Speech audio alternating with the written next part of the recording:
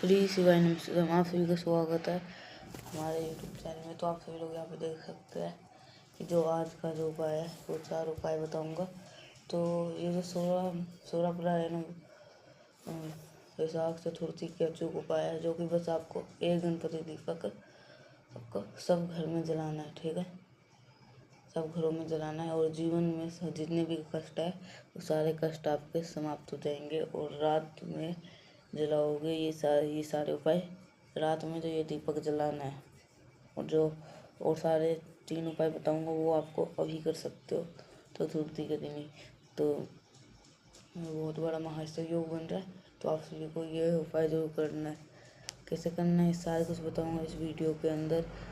तो सबसे पहले कर लीजिए आप वीडियो को लाइक। जिसने अभी तक चैनल को सब्सक्राइब नहीं किया तो ज़रूर से चैनल को सब्सक्राइब करिएगा।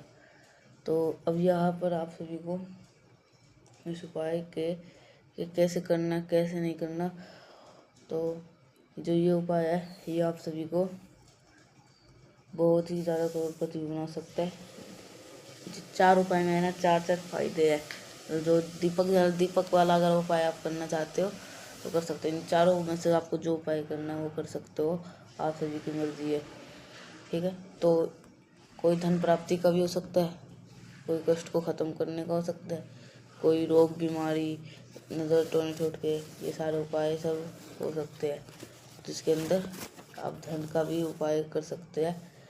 तो कैसे ये सारे उपाय आपको इस वीडियो में मिलेंगे, जो कि 4 उपाय है। बहुत छोटे छोटे से आपको आसानी से समझ में आ जाएंगे। तो अब बताते हैं ये उपाय कैसे करना है और कैसे नहीं करना। ठीक है, तो आप सभी को यहाँ पर आप सभी को आटे का दीपक दिख रहा होगा। ठीक है, तो आप सभी को यही करना है। आज आप सभी को 16 अप्रैल है, वैशाख महीने की चतुर्थी का बहुत ही प्यारा सा दिन चल रहा है। ठीक है, मैंने आपको बता रखा है कि महादेव के लिए 2 महीने बहुत ज़्यादा पवित्र है, एक तो सावन का और एक सेकंड वैशाख महीना। आप सभी को चतुर्थी के दिन एक गणपति दीपक, क्योंकि चतुर्थी का किसका दिन होता है? भगवान गणेश का, और बुधवार के दिन चतुर्थी पड़ी है, तो इससे सुंदर सा सहयोग बन रहा है। तो आज रात में आप सभी को पता है कि कहीं बाहर जाने की आवश्यकता नहीं है, अपने ही घर पे आप सभी को ये दीपक लगाना होगा। ठीक है, चलो, अगर आप इनसे पहले की वीडियो देखे होगी, मैंने आपको बता रखा है चतुर्थी के दिन अगर हम कोई दीपक लगाते हैं तो वहाँ पर दीपक को कोई ऐसा नियम नहीं है हमें आटे का लेना है या मिट्टी का लेना है। ठीक है, आप कोई सा भी दीपक इस्तेमाल कर सकते हो। और एक नियम और होता है, वो नियम होता है कि आज चतुर्थी तिथि पर घी का दिया आप सभी को नहीं लगाना है, बल्कि कौन सा दिया लगाना है बताओ? तिल का तेल का। ठीक है, तिल का तेल का नॉर्मल रेगुलरली आपको अपने घर पे यूज़ करते होंगे वही दिया आपको लगाना है। और ध्यान रखना है इस दीपक के अंदर हम सब लोग को गोल बत्ती लगानी है। अब गोल बत्ती क्यों लगानी है? क्योंकि मैंने आपको एक बात और बता रखी है, जब भी हमको भी कभी भी देवता के लिए कोई दीपक लगाएंगे तो कौन सी बत्ती लगती है? गोल बत्ती। और वहीं पे अगर हम किसी देवी माँ के सामने कोई दीपक लगा देते हैं तो कौन सी बत्ती लगती है? लंबी बत्ती। इतनी बातें क्लियर हुई? अब चलो सबने कोशिश करते हैं कि एक्चुअली ये दीपक हम लगाना है तो कहाँ पर लगाएंगे। दिन किसका है? भगवान गणेश का। मेरे को उम्मीद है आप सभी के घरों में भगवान गणेश की छोटी बड़ी कोई ना कोई फोटो मूर्ति प्रतिमा जरूर होगी। क्या करना है? भगवान गणेश के राइट साइड में, यानी कि जो उनका दाहिना हाथ होता है ना, उन्हीं के साथ में आप सभी को लगाना होगा। अब दीपक को लगाने का मैंने आपको बता रखा है कि कभी भी दीपक को कभी भी कहीं पर भी लगाओ तो डायरेक्ट धरती माता के ऊपर नहीं रखा जाता। यहाँ पर भी वही नियम फॉलो होगा। नियम क्या कहता है? अगर आप समी का पत्ता मिल जाता है तब तो बहुत अच्छी बात है। अगर आपको समी का पत्ता आपको नहीं मिल पाता है तो मूंग के दाने का आपको घर में जरूर होंगे, उनमें से जो भी चीज़ें आपको आसानी से मिल जाए दीपक के नीचे रख देना। ठीक है, यहाँ पर रखने के बाद में आप सभी को दीपक की जो बत्ती होगी उसे प्रज्वलित करना है और उसे जलाना होगा। जब आप इसे जलाओगे तब आप सभी को किसका स्मरण करना है? आपको मयूर ध्वज का ध्यान करना है। किसका ध्यान करो? मयूर ध्वज का, भगवान का स्मरण करके ध्यान करके इस दीपक को जलाना और फिर दीपक को जलाने के बाद में आपके पास कोई भी अनाज का दाना हो, उस अनाज के दाने को, चाहे मूंग ही क्यों ना हो, उसको जलते हुए दीपक के अंदर अपनी पूरी फैमिली, अपने पूरा परिवार का नाम और गोत्र बोल करके अगर आप डाल देते हैं तो विघ्नहर्ता भगवान गणेश की कृपा आपके घर के ऊपर और आपके पूरे परिवार के ऊपर हमेशा बनी रहेगी। ठीक है। अब एक चीज़ का ध्यान रखिएगा, जब हम भगवान गणेश की पूजा अर्चना करते हैं तो एक चीज़ का ध्यान रखना होता है, कभी भी भगवान गणेश के सामने पूजा करते समय आसन आपको नहीं बिछाना है। ठीक है। आप वैसे भी पूजा कर सकते हैं, सिर्फ और सिर्फ भगवान गणेश ही ऐसे देवता है जिनके सामने आसन बिछाने की कोई आवश्यकता नहीं पड़ती है। भगवान जब भी किसी देवी देवता के सामने पूजन करते हो वहाँ पर आपको आसन बिछाना अनिवार्य होता है। ठीक है। तो आपको पहला उपाय आपको समझ में आ गया। आज करने वाले हम बात करेंगे अपने दूसरे उपाय की, जो कि आप सभी को बेलपत्र के साथ में करना है। अगर आपको जो पहला वाला उपाय समझ में आया होगा तो नीचे कमेंट सेक्शन में पूछ सकते हैं, अगर नहीं समझ में आया नीचे कमेंट सेक्शन में पूछ सकते हैं कि समझ में आया है तो ठीक है। तो एक बार थोड़ा सा शॉर्टकट तरीके से बता देता हूँ कैसे करना है।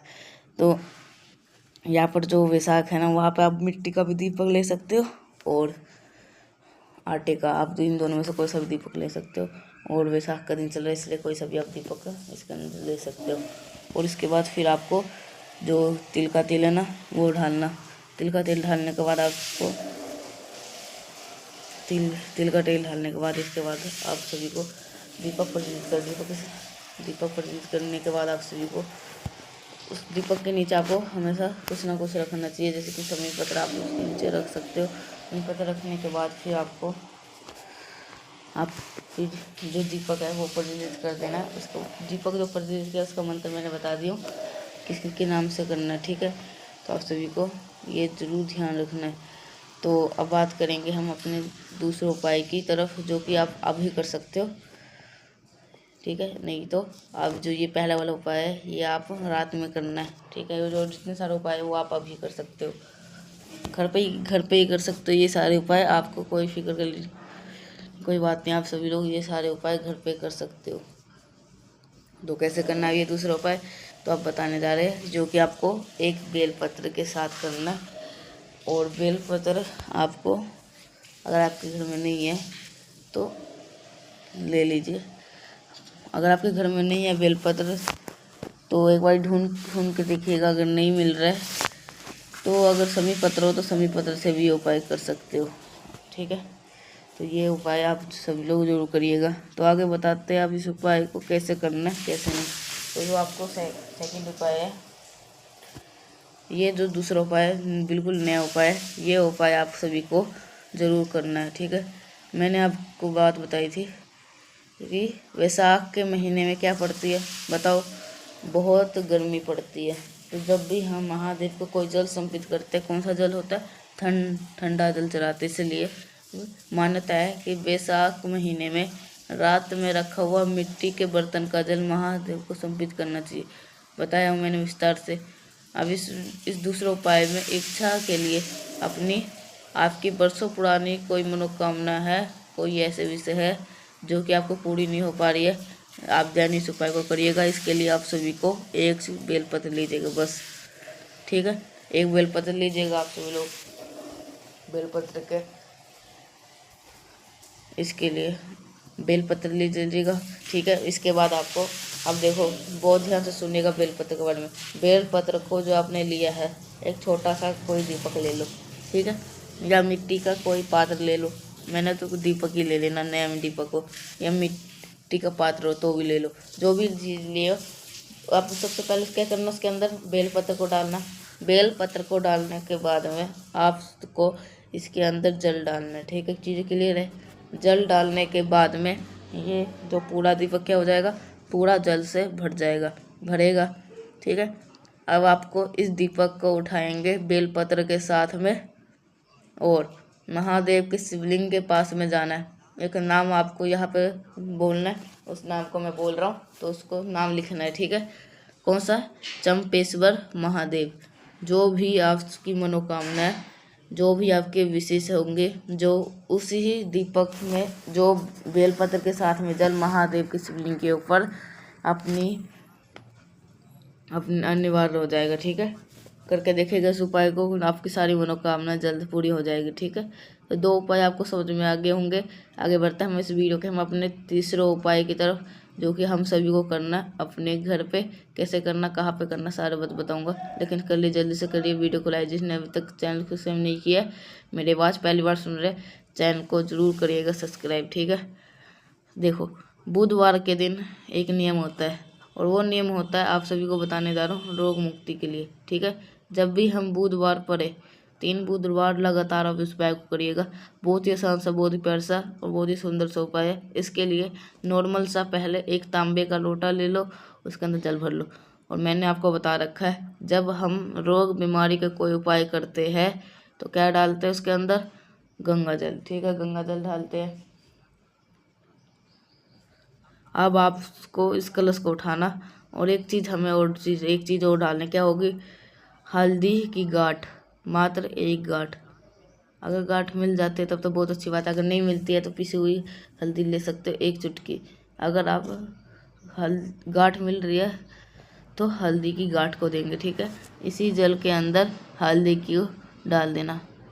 बुधवार के दिन आपको उठाना, लेकर कहाँ पे जाना है, पीपल वृक्ष के नीचे। ठीक है, आपको पता है कि पीपल पेड़ के नीचे महादेव का वास होता है, और उनका नाम बोलते हैं हम, कौन सा, पीपलेश्वर महादेव।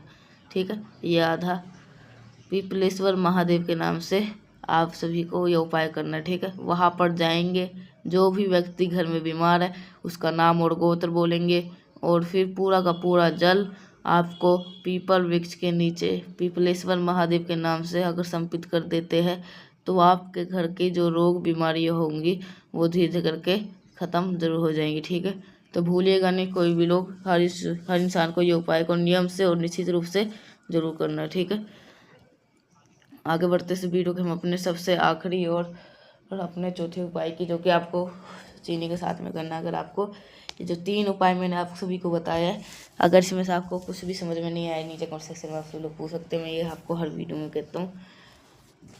तो आप सभी को ये उपाय ज़रूर से करना है।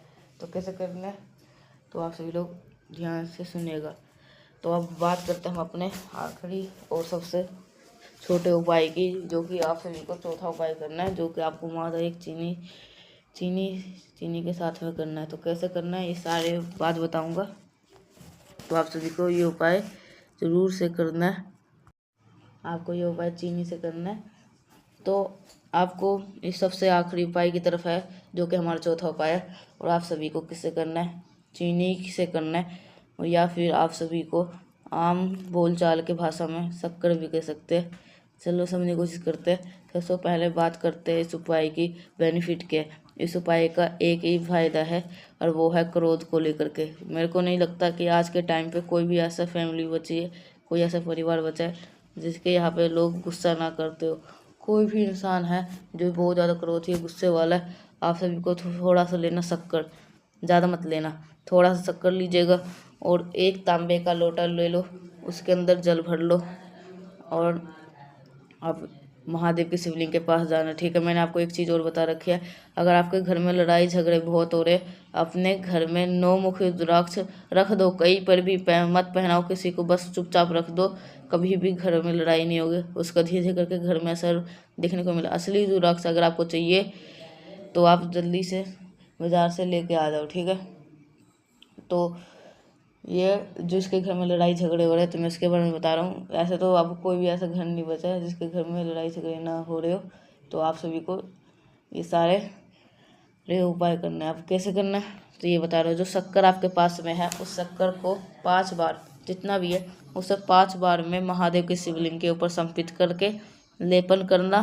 और जो भी व्यक्ति घर में लड़ाई झगड़े करते हैं, नाम और गोत्र बोल करके जल चढ़ाते हैं ना, आपके घर की जो लड़ाई झगड़े होंगे वो धीरे धीरे करके समाप्त हो जाएंगे। ठीक है, तो ये सारे उपाय आपको बता दिए। और जिसके घर में लड़ाई झगड़े होते हैं, जिसके घर में पैसे नहीं आ रहे, तो वो 7 मुखी रुद्राक्ष, और जिसके घर में लड़ाई हो रहे है वो अपने 5 मुखी रुद्राक्ष ले सकते हैं। ठीक है, तो आप बात करते हैं यहीं पे अब मैं वीडियो एंड कर रहा हूँ। तो अगर आपको अच्छा लगा होगा तो लाइक करिएगा। मिलते हैं नेक्स्ट बाय साथ।